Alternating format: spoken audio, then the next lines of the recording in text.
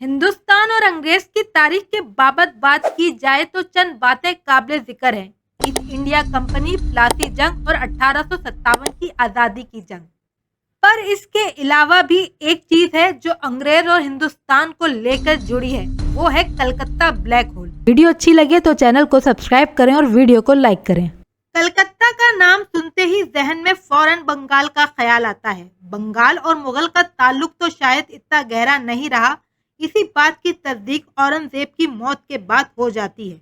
दर हकीकत सन 1707 में बादशाह औरंगजेब की मौत के बाद मुगल सल्तनत का तेजी से जवाल शुरू हुआ।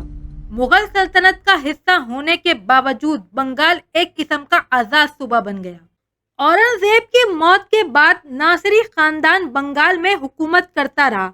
1740 में अलीवर्दी खान, जो सिराजुद्दौला का दादा था, उसने नासिरी खानदान का तख्ता उलट दिया।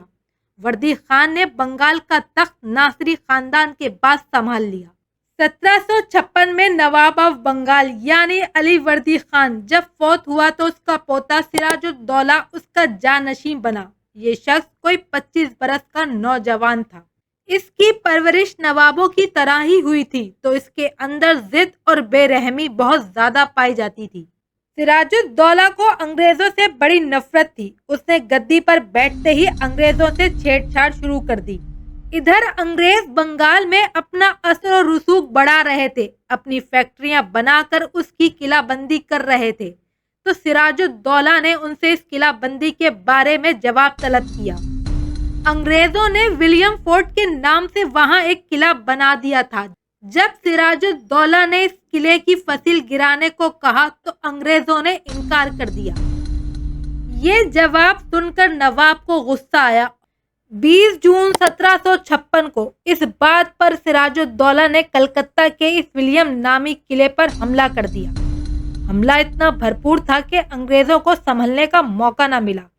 अंग्रेजी फौज ने किसी भी मजम्मत के बगैर दौला की फौज के सामने हथियार डाल दिए। दौला की फौज ने काफी तादाद में अंग्रेज सिपाही और शहरी कैद कर लिए।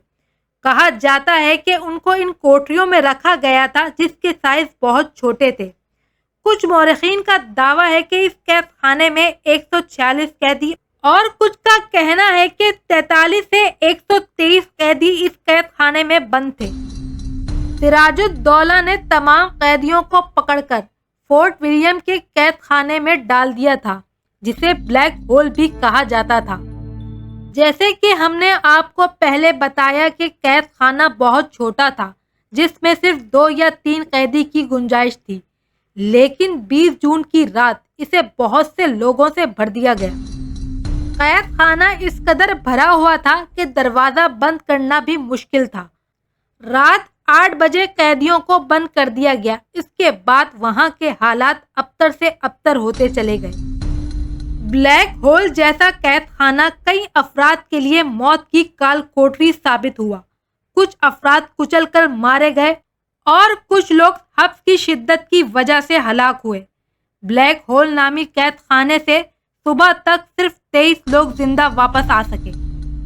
बाज मौरखीन ने इस तनाज़े और ब्लैक होल में कैद कैदियों की तादाद पर सवाल उठाए हैं। अब किस बात में कितनी सच्चाई है, ये भी तारीख ही जानती है।